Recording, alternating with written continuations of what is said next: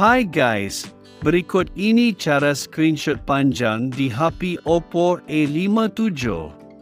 Untuk screenshot panjang, di sini kita tidak perlu menggunakan aplikasi tambahan. Tapi di sini kita cukup menggunakan fitur bawaan.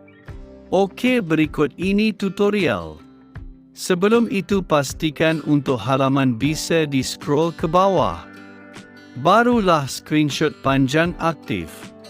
Nah, untuk screenshot kalian bebas mau 3 jari atau kombinasi power dan volume bawah. Kemudian pilih pengguliran.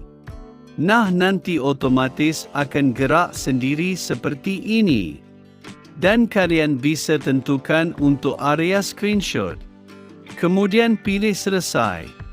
Sebelum mengirim, kalian dapat edit terlebih dahulu.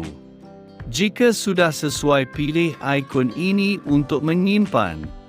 Okey, semoga bermanfaat.